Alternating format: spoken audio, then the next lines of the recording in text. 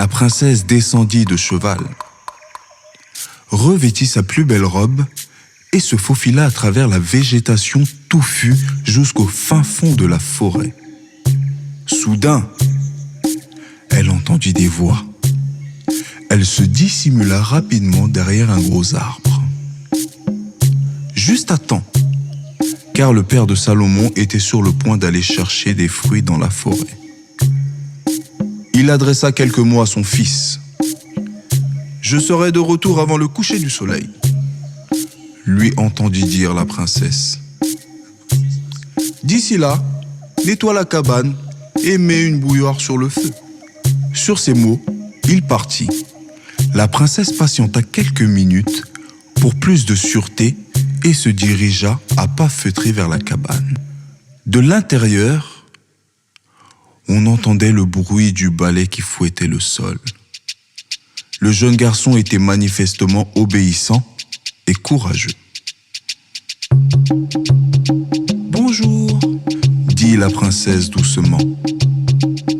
Un garçon aux cheveux bruns et bouclés passa la tête sur l'embrasure de la porte d'un air surpris et fixa sur elle ses yeux étincelants. Comme il était beau, elle n'avait jamais vu de jeune homme aussi beau et aussi aimable. La princesse se sentit rougir jusqu'à la racine de ses cheveux. Salomon était troublé. Il n'avait jamais rencontré d'autres personnes et ne connaissait que son père. Quelle était cette personne bizarre sur le pas de sa porte? Il regarda d'un air admiratif le fin visage, les longs cheveux ondulés et les magnifiques vêtements dont dépassaient de petits pieds. « Qui êtes-vous » demanda-t-il poliment, car son père lui avait appris les bonnes manières.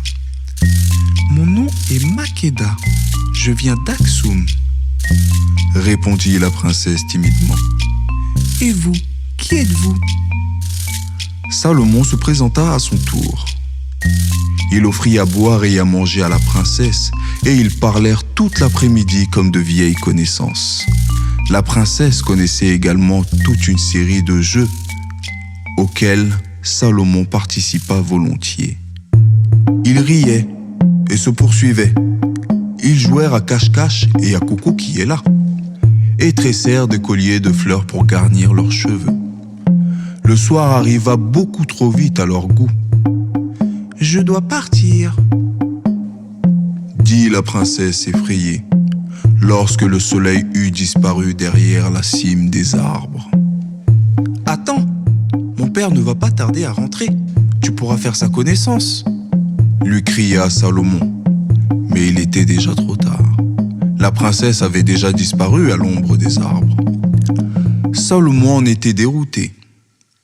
Il aurait bien suivi la princesse, mais ce n'était pas possible, car son père se serait fait du mauvais sang. Mais d'un autre côté, sans la princesse, il se sentait terriblement seul.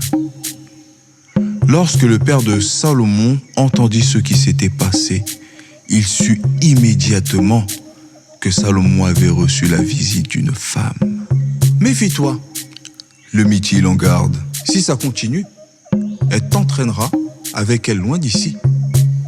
Qui sait où tu te retrouveras ?» Quelques jours plus tard, le père de Salomon dut à nouveau aller dans la forêt constituer des réserves. Il mit de nouveau son fils en garde contre la jeune fille. Mais sitôt son père hors de vue, Salomon oublia l'avertissement.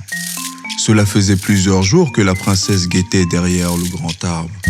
Et elle put enfin se montrer. Salomon était fou de joie. Il la serra dans ses bras et lui offrit toutes sortes de friandises. Ils se remirent à jouer ensemble.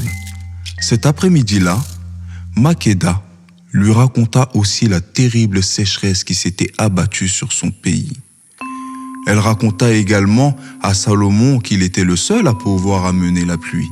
« Mais pour ça, il faut que tu m'accompagnes à Aksum, » lui dit-elle doucement. « Si tu restes ici, tu ne pourras rien faire pour notre pays. Mon père se fera du souci. si je ne suis pas là à son retour ?» Résista mollement Salomon.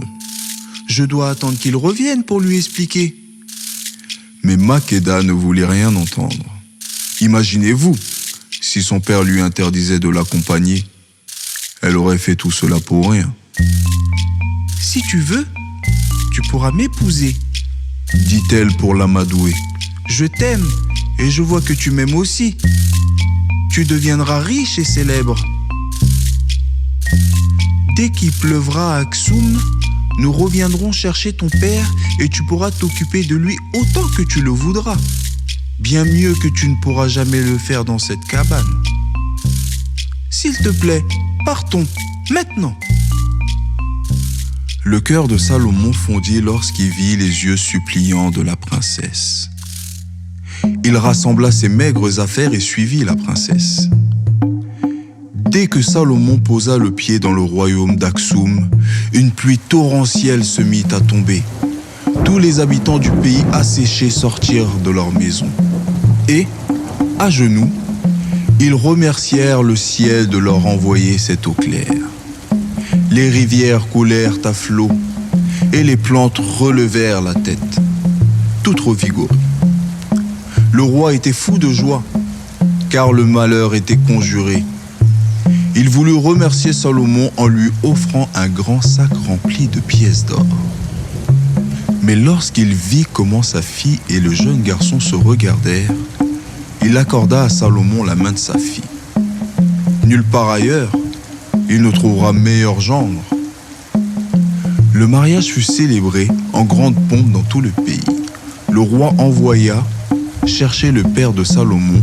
Lorsque celui-ci vit combien son fils était heureux avec la princesse, il embrassa sa nouvelle belle-fille et souhaita au jeune marié tout le bonheur du monde. Salomon amena son père dans le château que le roi avait fait construire pour le jeune couple. Depuis ce jour-là, il n'y eut plus jamais de sécheresse dans le royaume d'Aksum, qui devient le pays le plus fertile